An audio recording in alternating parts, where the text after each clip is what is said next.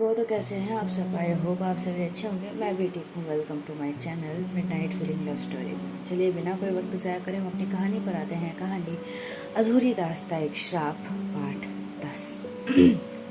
हमने पिछले एपिसोड में सुना था कि जो पूर्वी थी उसको अदिति थोड़ा सा हक करती है, कंसोल करती है और फिर उसके बाद वो फ्रेश होने के लिए चली जाती है। अब आगे यहाँ पे पूर्वी काफ़ी टाइम तक वॉशरूम में थी। पता नहीं क्या सोच रही थी। उसकी अभी भी दिमाग में वही सारी चीज़ें चल रही थी। उसका वो टैटू, वो सारी चीज़ें उस शख्स का सामने इतने अचानक से आना, उसके हाथ पे वो टैटू देखना, पूर्वी की माने अभी तक उसके दिमाग में ये सारी चीज़ें निकली नहीं थी। ये सारी चीज़ों से तभी नॉक होता है उसके डोर पे और अदिति कहती है, पूर्वी हमें नीचे भी जाना है, आज के दिन में ही हमें जाना है नीचे। तो पूर्वी जो थी वो अपने शावर को बंद करती है और फ्रेश होती है, मतलब होता है ना, फ्रेश हो चुकी थी, वो कपड़े पहनती है और बाहर आती है। तो अदिति जो थी वो कहती है कि तू रेडी हो जा, मैं आती हूँ फ्रेश होकर। और इतना कहकर वो फ्रेश होने के लिए चली जाती है। पूर्वी जो थी वो फ्रेश हो चुकी थी, सारी चीज़ें हो चुकी थी, रेडी भी हो चुकी थी। तो वो क्या करती है, वो नीचे ही चली जाती है क्योंकि उसको कमरे में ना दम घुट रहा था बहुत ही ज़्यादा। उसे रहा नहीं जा रहा था, उसे बहुत अजीब सा लग रहा था। उसे ऐसा लगा था सफोकेशन हो जाएगी, उसकी जान चली जाएगी। तो क्या करती है कि वो सीधा ही नीचे आ जाती है। नीचे आती है तो थोड़ा बहुत टाइम अपनी दादी माँ के साथ स्पेंड करती है। अपनी दादी माँ के साथ शौर्य भी था, रिमझिम भी थे, सभी लोग थोड़ी बहुत बातचीत कर रहे थे, मस्ती मजाक चीज़ें हो रही थी। माँ नीचे अदिति भी आती है और ऐसे ही थोड़ा बहुत वक्त बीतता है। खाने का वक्त अब हो चुका था।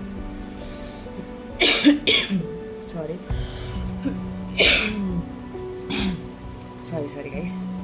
खाने का वक्त अब हो चुका था।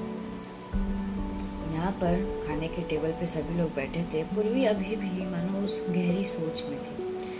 तो दादी माँ कहती हैं कि पूर्वी बेटा क्या हुआ। मतलब इशारे से ही पूछती हैं। तो पूर्वी नाम अपना सर हिलाते और पूछती, कुछ ना बेबी, बस इतना ही।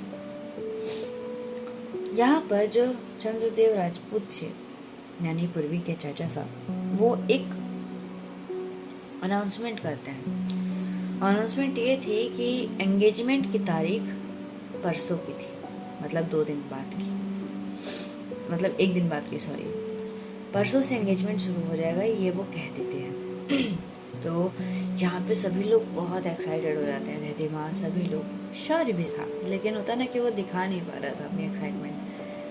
पूर्वी सुनती है लेकिन वो ज़्यादा कुछ रिएक्ट करती नहीं। ये सारी चीज़ें मंजुला देवी देख रही थी, लेकिन वो होता ना कि वो सवालिया नज़रें से एक बार अदिति की तरफ देखती है, फिर पूर्वी की तरफ देखती है, वरना वो सवाल करना चाहती थी कि हुआ क्या है पूर्वी को, लेकिन उनको कुछ रिस्पॉन्स आता नहीं किसी चीज़ से। पूर्वी चुपचाप अपना खाना खाती है और वहाँ से अपने कमरे में आ जाती है। थोड़ी देर बाद अदिति आती है। अदिति आने के बाद आती है और पूछती है कि पूर्वी क्या हुआ है। तो पूर्वी कहती है, नथिंग यार, मैंने कहा ना, गिव मी सम स्पेस। तभी अदिति कहती है, ओके फाइन, बट ऐसे तो प्लीज़ ऐसे फेस तो मत बना के रखो यार। देखो आई अंडरस्टैंड, बट स्टिल यार ऐसे फेस बना के रखोगे तो जिसको नहीं पूछना रहेगा वो इंसान भी पूछेगा कि हुआ क्या है, इसीलिए प्लीज़। तो पूर्वी समझ जाती है, कहती कि ओके फाइन, ठीक है, आई अंडरस्टैंड। और वो जो होता है ना कि एक साइड में बैठ जाती है, मतलब अब सोएगी ऐसा पोजीशन में, और वो क्या करता है ना कि थोड़ी देर फ़ोन स्क्रॉल करने लगती है। अदिति देखती है और वो आती है एक किताब को अपने हाथ में लेती है, क्योंकि उसको इतनी जल्दी सोने की आदत बिल्कुल नहीं थी, नहीं पूर्वी को नहीं अदिति को। पूर्वी अपना फ़ोन देख रही थी और अदिति अपना किताब पढ़ रही थी। थोड़ी देर बाद अदिति बुक को बंद करती है और फिर उसके बाद होता है ना, अपने तरफ का लाइट बंद करती है और सो जाती है। दूसरी तरफ अदिति बेचारी, उसकी आंखों से तो मानो नींद गायब ही हो चुकी थी। उसके दिमाग में अभी भी वो सारी चीज़ें चल रही थी। तो थोड़ा बहुत तो अब वो इरिटेट हो जाती है और अपने दिमाग में वो सारे ख्याल को ऐसे साइड में झटकते हुए कहती कि नथिंग, कुछ नहीं हुआ है, ये सारे सवाल मैं भाई साहब से पूछूंगी और सारे क्लियर आउट हो जाएंगे, दैट्स इट। इतना क्यों सोच रही हूँ मैं। अपने आप को बहुत समझाती है और फिर उसके बाद होता है ना कि वो सोने के लिए अपनी आंखें बंद करती है। 5 मिनट हो चुके थे लेकिन उसकी आंखों से नींद तो मानो कोसों दूर थी। कभी इधर करवटी बदल रही थी तो कभी उधर करवटी बदल रही थी। एक बार तो उठ के इरिटेट होते बोलती भी है, अरे यार व्हाट द हेल, अब नींद भी नहीं आ रही है। अब वो होता ना कि कोशिश तो पूरी कर रही थी बेचारी सोने की, लेकिन आंखों से नींद गायब है तो उसमें उसकी क्या ही गलती है। फिर भी जैसे तैसे करके अपने कहती है कि Purvi you have to sleep, that's it, you have to sleep, time हो चुका है सोने का। और फिर से अपनी आंखें बंद करती है। अब होता ना कि बहुत मुश्किल से वो अपनी आंखें मतलब थोड़ी बहुत उसके आंखों में नींद आती है। दूसरी तरफ शास्त्री जी के कमरे के बाहर, शास्त्री जी के कमरे के बाहर सूर्यदेव राजपूत नॉक करते हैं। तो जैसे ही नॉक करते हैं तो उनके जो शिष्य थे वो देखते हैं, डोर ओपन करते हैं। उनके शिष्य डोर ओपन करते ही देखते हैं सूर्यदेव राजपूत को। तो होता है ना झुक के ऐसा, मतलब सबसे पहले बोलते हैं महाराज, और फिर उसके बाद वो डोर ओपन करते हैं। शायद शास्त्री जी उस वक्त सोने ही जाने वाले थे। ऐसे ही कुछ कंडीशन थी उनकी कि वो अपनी सारी चीज़ों को तैयार करके मानो सोने ही जाएंगे। अब ये वाले फेज में थे वो। तभी उनके सामने सूर्यदेव राजपूत, सामने नहीं पीछे खड़े थे। कुछ कहते नहीं है, जो शास्त्री जी के जो स्टूडेंट थे वो कुछ कहते नहीं है, बिना पलटे ही शास्त्री जी के पढ़ते हैं। हमें ये जानकर बिल्कुल हैरानी नहीं हुई कि आप हमारे कमरे में इस वक्त क्या कर रहे हैं, लेकिन हमारे जहन में जो सवाल है उससे शायद आपको हैरानी जरूर होगी महाराज। तभी वो कहते हैं कि माफ़ करिएगा शास्त्री जी, लेकिन हम आपके सवालों से वाकिफ़ हैं। तभी शास्त्री जी कहते हैं कि जब आप हमारे सवालों से वाकिफ़ हैं तो आप ऐसा भूल कर भी कैसे सकते हैं महाराज। वर्षों से आ रही इस शांति को, इस कुल को आप दांव पे कैसे लगा सकते हैं। आपको अच्छे से पता है हम क्या बोलना चाहते हैं। तभी महाराज आगे आते कहते हैं कि शास्त्री जी, हमें पता है आपका ये चिंता करना सही है, ये जायज़ है, लेकिन हम भी क्या करें। आपके कहे हुए बातों का तो हम पालन कर रहे हैं शास्त्री जी। जैसा आपने कहा था, बचपन से ही भाई साहब को इतना प्रेम करिए कि वो कभी भी आपसे दूर ना हो पाए, तो हम वही तो कर रहे हैं। तभी शास्त्री जी कहते हैं कि प्रेम करने के लिए कहा था, प्रेम में अंधा होने के लिए नहीं कहा था महाराज हमने आपको। आप प्रेम में अंधे हो चुके हैं। आपको जब पता था कि पैसा को यहाँ पे भेजना सही नहीं होगा तो आपने यहाँ पर उनको अनुमति क्यों दी आने की। तभी महाराज क्या पढ़ते हैं, सूर्यदेव क्या पढ़ते हैं कि आपको क्या लगता है, हम अगर उनको मना कर देते तो उनके बचपन से आने का जो सवाल था कि वो कालीगढ़ में क्यों नहीं आ सकती, उनका सवाल और गहरा नहीं हो जाता महाराज, उनका सवाल और गहरा नहीं हो जाता शास्त्री जी। तभी शास्त्री जी कहते हैं कि सवाल गहरा होता तो उसका जवाब खोज सकते थे। यहाँ पे आने के बाद अब जो विपदा आने वाली है उस विपदा को कितना रोक सकते हैं महाराज। और हमें ये बताने की बिल्कुल ज़रूरत नहीं पड़ेगी कि आप उस विपदा से हूबहू वाकिफ़ हैं। आपके पिताजी ने भी वही गलती की थी जो आप अभी कर रहे हैं। आपके पिताजी ने भी यही कहा था ना आपको कि आपको किसी भी हाल में बाईसा को यहाँ पर नहीं लाना है। शायद यही वजह थी ना आपकी वहाँ पे लंदन जाने की, तो आप लाए क्यों यहाँ पर बाईसा को। तभी महाराज जो थे वो चुप हो जाते हैं। यहाँ पर शास्त्री जी आगे कहना शुरू करते हैं, महाराज हमें लगता है कि आपको पुत्री के प्रेम में इतना भी अंधा नहीं हो जाना चाहिए कि आप ये भूल जाएं कि क्या सही है और क्या गलत। महाराज थोड़े से झल्ला पड़ते हैं और कहते हैं कि शास्त्री जी, हमें पता है हमने क्या किया है। तभी शास्त्री जी कहते हैं कि अच्छा, अगर आप इस चीज़ का आपको अच्छे से ज्ञात है कि आपने क्या किया है, तो आपको इस चीज़ का भी अच्छे से ज्ञात होगा कि आगे क्या होने वाला है। तभी महाराज कहते हैं कि देखिए, हमें इस चीज़ का कोई ज्ञात नहीं, आपको ज्ञात है तो आप ही बता दीजिए। वैसे भी आप यहाँ के शास्त्री जी हैं, हमारे राजपुरोहित हैं, और हमें लगता है कि आपको शायद ज्ञात होगा। तभी शास्त्री जी पीछे पलटते हुए कहते हैं कि माफ करिएगा महाराज, हम एक शास्त्री हैं, हमें भविष्य का ज्ञान नहीं होता, भूत का ज्ञान है, भविष्य का नहीं। वर्तमान में जो चीज़ें होंगी उससे निर्धारित होगा कि भविष्य क्या आएगा बाईसा का। और आपको भी ये कहा गया था कि बाईसा का वर्तमान और भूत ही डिसाइड करेगा उनका भविष्य कैसा है। इसीलिए आपको शायद वर्तमान में ही आपको लंदन में रहने के लिए कहा गया था महाराज। आपने ये सही नहीं किया, बिल्कुल भी सही नहीं किया। तभी महाराज कहते हैं कि माफ करिएगा शास्त्री जी, लेकिन हमारे पास इसके अलावा और कोई रास्ता नहीं था। हम कब तक पैसा की बातों को टालते रहते, कब तक हम उनको ये कहते रहते कि कुछ नहीं, इट्स नथिंग, सब ठीक है। कब तक हम टालते रहते पैसा की बातों को, हाँ? जबकि उनको ये पता था कि उनका एक गांव है कालीगढ़। कब तक?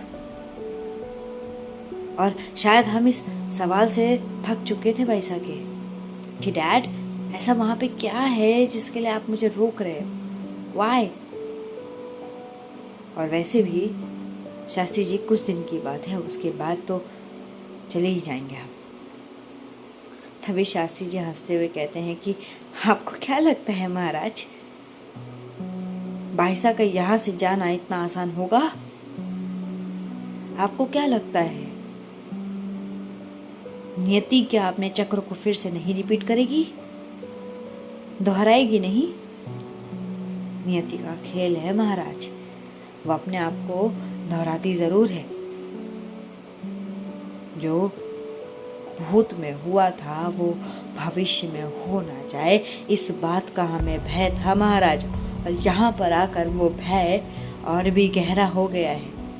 सिर्फ हम आपको दोष नहीं दे सकते। पर तो भी महाराज पलटते हुए कहते हैं कि शास्त्री जी, आप उपाय खोजिए। शुभ रात्रि।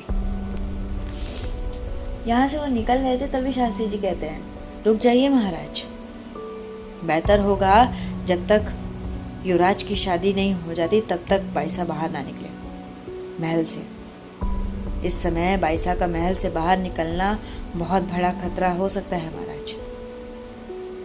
तो कह कड़ी पाबंदी कर दीजिए, और जितना हो सके जल्द से जल्द बाईसा और आपका यहाँ से जाना ही बेहतर होगा महाराज। महाराज ये बात सुनते हैं और वहां से पलट के निकल जाते हैं। इस कन्वर्सेशन के बीच में बाहर खड़ी थी यहाँ पर पूर्वी की मॉम सुशीला राजपूत। बहुत ही गहरी आंखें थी उस वक्त। बाहर खड़ी होके मानो सारी की सारी बातें वो सुन रही थी, लेकिन जब महाराज ने कहा ना शुभ रात्रि, तो उसके बाद वो वहां से चली जाती। हाँ, ये सुन चुकी थी वो कि पूर्वी को जब तक शौर्य की शादी नहीं हो जाती तब तक बाहर ना निकलने दिया जाए। आखिर क्यों, ये उनके मन में भी सवाल आ चुके थे। महाराज सीधा कमरे में आते हैं, सूर्यदेव राजपूत सीधा कमरे में आते हैं। तो कमरे में आते ही देखते हैं सुशीला देवी एक जगह पे बैठी हुई, मानो उन्हीं का इंतजार करती हुई कहती है कि महाराज आप आ गए। उनकी तरफ देखते भी नहीं है शौर्यदेव, मुड़ के मानो फ्रेश होने के लिए जाएंगे, तभी सुशीला का सवाल, महाराज आप हमसे कुछ छुपा रहे हैं क्या? लेकिन यहाँ पे सूर्यदेव राजपूत कुछ कहते नहीं और कहते हैं कि नहीं रानी साहब, आप सो सकती हैं, शुभ रात्रि। बस इतना ही। वो फ्रेश होने के लिए चले जाते हैं एज यूजुअल। दूसरी तरफ पूर्वी बहुत ही गहरी, पता नहीं कौन सी जगह पे आ चुकी थी। वो बहुत ही अजीब सी जगह थी, हरियाली थी, बहुत ही प्यारा सा माहौल था। उसका हाथ मानो किसी शख्स ने पकड़ रखा था। उसके हाथ मानो किसी शख्स के हाथ में थे। वो हाथ इतनी मुलायम थे कि पूर्वी अपना हाथ हटा नहीं रही थी। उसने भी बहुत कस के उसका हाथ पकड़ रखा था। तभी वो कहती है, चंद्रिका आप हमें कहाँ ले जा रही हैं? तभी सामने वाली वो लड़की कह पड़ती है कि चलिए तो आप इतनी घबराती क्यों हैं, चलिए। और वो जो शख्स थी वो पूर्वी का हाथ पकड़ के लेकर जाती है एक मंदिर। जैसे ही पूर्वी उस मंदिर को देखती है तो उसकी आंखें मानो पता नहीं क्यों गहरी सी हो जाती हैं। वो काली माता का मंदिर था। काली माता के मंदिर का पीछे का एरिया, बैक साइड, जहाँ पे पूरी तरीके से गार्डन्स वगैरह लगे, गार्डन थे। काली माता के वो मंदिर पे मानो देवी जी को अच्छे से तैयार करके रखा था। पीछे साइड में आती है। वो लड़की का चेहरा पूरी तरीके से पूर्वी देख नहीं पा रही थी। वो कह पड़ती है, देखिए आप हमें इस वक्त यहाँ पे क्यों लाई हैं? देखिए हमें पता है कि बहुत सारी जगह है मिलने की, लेकिन आप इस वक्त हमें क्यों लाए हैं यहाँ पर? तभी वो शख्स कहते कि क्योंकि इस वक्त यहाँ पर कोई नहीं होता ना, हम इस वक्त आपसे बहुत आराम से बात कर सकते हैं। और इतना कहते ही वो शख्स पूर्वी को हक कर लेती है। हमने आपको बहुत याद किया। तभी पूर्वी कहती है कि हमने भी आपको बहुत याद किया। और शायद ये लोग ऐसे हक करके रखे ही थी कि तभी वहाँ पर एक शख्स आते हैं। अच्छा तो ये चल रहा है यहाँ पर। वैसे हमें ज्ञात बिल्कुल नहीं था और ये जानकर बहुत हैरानी हुई राजकुमारी जी। भाई साहब, जब वो सामने वाले चेहरा वो देख नहीं पा रही थी क्लियरली, लेकिन वो आवाज़ इतनी कठोर थी कि पूर्वी थोड़ी देर के लिए तो सन्न सी हो जाती है, मानो उसके बॉडी से किसी ने जान निकाल ली हो। भाई उसकी बॉडी पूरी तरीके से ठंडी पड़ चुकी थी, बहुत ज़्यादा। सामने खड़ी हुई शख्स जिसको वो चंद्रिका करके संबोधित कर रही थी, उसका चेहरा नहीं था, लेकिन वो क्या पड़ती, पिताजी आप यहाँ पर? तभी वो शख्स बड़ी गुस्से में कहता है, हमें लज्जा आती है आपको अपना पुत्री कहते हुए राजकुमारी जी। आपने इस कुल पे दाग लगा दिया है। आपको क्या लगता है आपका ये सब क्या है? ये राजकुमारी जी सैनिकों। तभी पूर्वी मानो अपने आप में अपने घुटनों पे आ जाती है और मानो भीख मांगने लगती कि राजा साहब हमारी एक बार बात सुन लीजिए, राजा साहब एक बार तो हमारी बात सुन लीजिए। लेकिन मानो वो शख्स सुनने के लिए पूर्वी का कुछ तैयार ही नहीं था। वो जिसको चंद्रिका कह के पूर्वी बुला रही थी, उस शख्स का, उस लड़की का हाथ पकड़ता है और वो सैनिकों की तरफ देखता है और धक्का देता है और कहते हैं, ले जाओ इन्हें वो सजा दी जाएगी जो ये डिजर्व करती हैं। मतलब जो ये चाहती हैं। और फिर से पूर्वी के सामने वही चीज़ है कि उस लड़की को घसीटते हुए लेकर जा रहे थे। उस लड़की चिल्ला चिल्ला कर कह रही थी कि मुझे छोड़ दो। उसको दिल दहला देने वाली फिर से वही सारी चीखें पूर्वी सुन रही थी। पूरी घबरा सी चुकी थी। उस लड़की को फिर से वही ले जाके वही उसी पेड़ से बांध दिया जाता है और उस पेड़ में आग लगा दी जाती है। पेड़ से वो जो आग के लपटों में चलती हुई वो लड़की मानो चिल्ला के ये कह रही हो कि सांझ मैं वापस आऊंगी, हमारी दास्तां अभी अधूरी है। फिर से वही कहना। और इतने में पूर्वी हड़बड़ा के उठती है, घबराई हुई, एकदम से डर चुकी थी। वो पूरी तरीके से सहम सी चुकी थी। उसकी बॉडी पूरी सी कांप रही थी, मानो उसकी बॉडी में किसी ने आग लगा दी हो। पूरी तरीके से पसीने में लथपथ थी पूर्वी, पूरी तरीके से। सामने शायद अदिति बैठी हुई थी और वो भाग के आती है, पानी का बोतल लेकर आती है। वहाँ पे पानी था, जग था पानी का। तो पानी के वो जग से ग्लास में पलटी करती है और फटाक से पानी लेकर आती है। कहती पूर्वी हरियो के, पूर्वी होश में आओ, पूर्वी हरियो के, पूर्वी आप सुन सकती हो क्या मुझे? पूर्वी इतनी ज़्यादा घबरा चुकी थी, इतनी ज़्यादा हड़बड़ा चुकी थी कि उसको इवन अदिति की आवाज़ तक सुनाई नहीं दे रही थी। वो पूरी तरीके से कांप रही थी।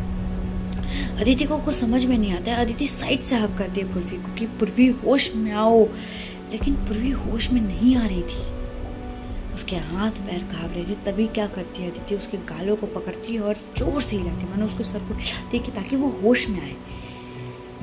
तभी पूर्वी आधी होश में आते हुए अदिति की तरफ देखती है। जैसे ही अदिति की तरफ पूर्वी देखती है, उसकी आंखें इतनी लाल थी कि अदिति पीछे हो जाती है। वो गिरते गिरते बचती है, अपने आप को संभाल लेती है। उसके हाथ में वो ग्लास जो था अदिति के, अब वो उसका हाथ कांप रहा था। वो जैसे तैसे करके खुद को संभालती है और फिर उसके बाद पूर्वी के सामने वो ग्लास करते हुए कहती, पूर्वी पानी पियो प्लीज़, पानी पियो पूर्वी, पानी पियो। पूर्वी वो ग्लास लेती है और वो पानी पीने लगती है। हाथ अभी भी पूर्वी का कांप रहा था। पूर्वी की आंखें अब थोड़ी सी झुक चुकी थी। लालीपन तो अभी तक पूर्वी की आंखों से गया नहीं था। तो चलिए आज के लिए हम अपनी कहानी पर यही पूर्णविराम लगाएंगे और जानेंगे कि नेक्स्ट पार्ट में क्या होता है। तब तक के लिए अपने और अपने परिवार का ख्याल रखिएगा। Bye bye everyone, take care, bye bye.